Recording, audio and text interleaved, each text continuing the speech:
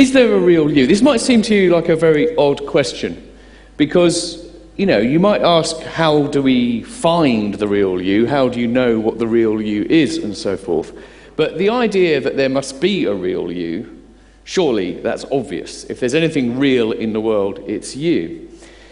Well, I'm not quite sure. At least we have to understand a bit better what that means. Now, certainly I think that there are lots of things in our culture around us which sort of reinforce the idea that for each one of us, we have a kind of a core, an essence. There is something about what it means to be you which defines you, and it's kind of permanent and unchanging. The most kind of crude way in which we have it are things like horoscopes, People are very wedded to these, actually. People put them on their Facebook profile as though they are meaningful. You can know your Chinese horoscope as well. There are also more kind of scientific versions of this. All sorts of ways of profiling personality type, such as the Myers-Briggs test, for example. I don't know if you've done those.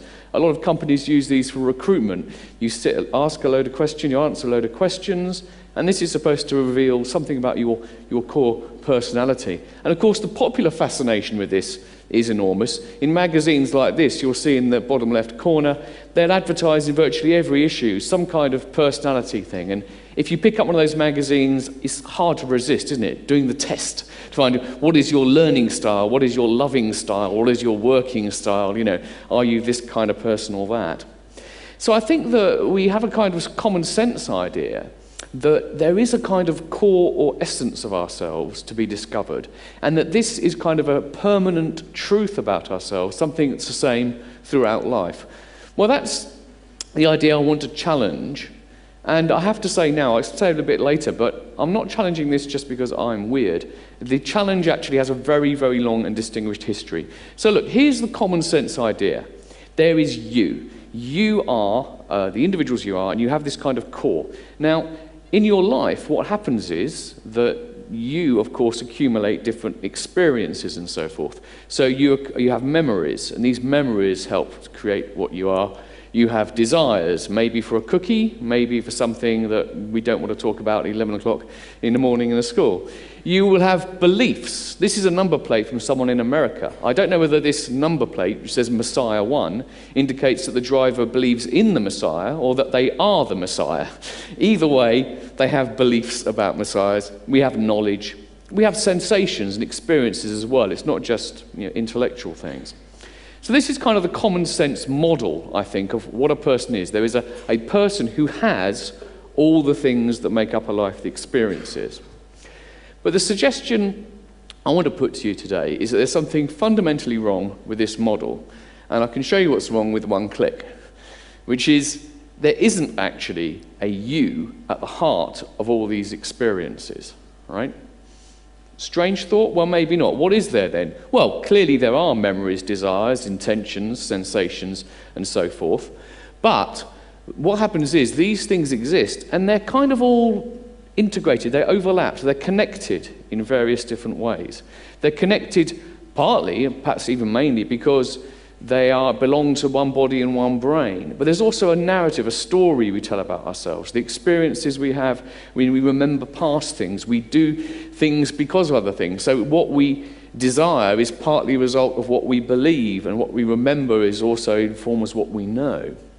And so really there are all these things like beliefs, desires, sensations, experiences. They're all related to each other, and that just is you, okay? It's a very sort of, in some ways it's a small difference from the common sense understanding. In some ways it's a massive one. It's the shift between thinking of yourself as a thing which has all the experiences of life, and thinking of yourself as simply that collection of all experiences in life. You are the sum of your parts. Now, those parts are also physical parts, of course, brain, bodies and legs and things, but they aren't so important actually. If you have a heart transplant, you're still the same person. If you have a memory transplant, are you the same person? If you have a belief transplant, would you be the same person? Now, this idea that what we are, the way to understand ourselves, is as not of some permanent being which has experiences, but is kind of a collection of experiences, might strike you as kind of weird. But actually, I don't think it should be weird. In a way, it's common sense. Because I'll just invite you to think about, by comparison, well, actually think about pretty much anything else in the universe, maybe apart from the very most fundamental forces or powers. Let's take something like water, right? Now, my science isn't very good. We might say something like water has 2 parts hydrogen, 1 part oxygen, right? We all know that.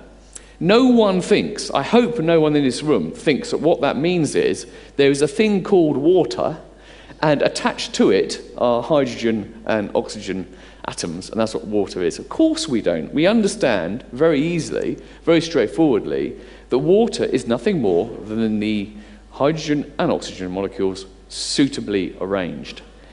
Everything else in the universe is the same. There's no mystery about my watch, for example. The watch, we say the watch has a face and hands and a mechanism and a battery, but what we really mean is we don't think there is a thing called the watch to which we then attach all these bits. We understand very clearly that you get the parts of the watch, you put them together, and you create a watch. Now, if everything else in the universe is like this, why are we different? Why think of ourselves as somehow not just being a collection of all our parts, but somehow being a separate, permanent entity which has those parts? Now, this view is not particularly new, actually. It has quite a long lineage. You find it in Buddhism. You find it in 17th, 18th century philosophy, going through to the current day, people like Locke and Hume. But interestingly, it's also a view you're increasingly being heard reinforced by neuroscience and everything. This is Paul Broks. He's a clinical neuropsychologist. And he says this: we have a deep intuition that there is a core, an essence there, and it's hard to shake off, probably impossible to shake off, I suspect. But it's true that neuroscience shows there is no center in the brain where things do all come together. So when you look at the brain, and you look at how the brain makes possible a sense of self, you find that there isn't a central control spot in the brain. There is no kind of like center where everything happens. There are lots of different processes in the brain, all of which operate in a way quite independently. But it's because of the way that they relate that we get this sense of self. I call it, the term I use, the term of the book is called, I call it the ego trick. But it's a trick in the sense that it's like a mechanical trick. It's not that we don't exist. It's just that the trick is to make us feel that inside of us is something more unified than is really there. Now, you might think this is a worrying idea.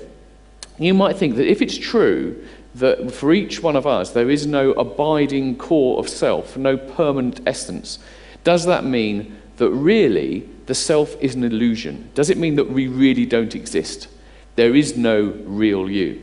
Well, a lot of people actually do use this talk of illusion and so forth. These are 3 psychologists: Thomas Metzinger, Bruce Hurd, Susan Blackmore.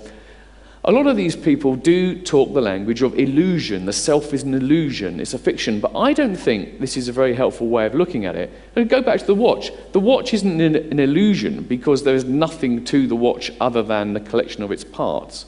In the same way, we're not illusions either. The fact that we are, in some ways, just this very, very complex collection, ordered collection of things, does not mean we're not real. And I can give a sort of a very sort of rough metaphor for this. Let's take something like a waterfall. These are the Iguazu Falls in Argentina. Now, if you take something like this, you can appreciate the fact that in lots of ways, there's nothing permanent about this. For one thing, it's always changing. The waters are always carving new channels with changes in tides and the weather. Some things dry up, some things, new things are created. Of course, the water that flows through the waterfall is different at every single instance. But it doesn't mean that the Iguazu Falls are an illusion. It doesn't mean that it's not real.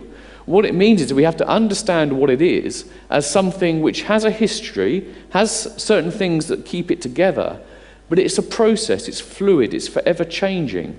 Now that, I think, is a model for understanding ourselves. And I think it's a liberating model, because if you think that you have this fixed, permanent essence, which is always the same throughout your life, no matter what, in a sense you're kind of trapped. You have a kind of, you're born with an essence, that's what you are until you die. Maybe after, if you believe in an afterlife, maybe you continue. But if you think of yourself as being, in a way, not a thing as such, but a kind of a process, something that is changing, then I think that's quite liberating, because unlike the waterfalls, we actually have the capacity to channel the direction of our development for ourselves to a certain degree. Now, we've got to be careful here, right? If you watch The X Factor too much, you might buy into this idea that we can all be whatever we want to be. That's not true. I've heard some fantastic musicians this morning, and I am very confident that I could no way be as good as them. I could practice hard and maybe be good, but I don't have that really natural ability. There are limits to what we can achieve. There are limits to what we can make of ourselves, but nevertheless, we do have this capacity to, in a sense, shape ourselves. The true self, as it were then, is not something that is just there for you to discover. You don't sort of look into your soul and find your true self. What you are partly doing, at least, is actually creating your true self. And this, I think, is very, very significant, particularly this kind of stage of life you're at. You'll be aware of the fact, how much have you changed over recent years? If you have any videos of yourself 3 or 4 years ago, you probably feel embarrassed because you don't recognize yourself. So I want to sort of get that message over, that what we need to do is think about ourselves as things that we can shape and channel and change. This is the Buddha again. Well makers lead the water, fletchers bend the arrow, carpenters bend a log of wood, wise people fashion themselves. And that's the idea I want to leave you with, that your true self is not something that you will have to go searching for as a mystery and maybe never ever find. To the extent that you have a true self, it's something that you in part discover, but in part create. And that, I think, is a liberating and exciting prospect. Thank you very much.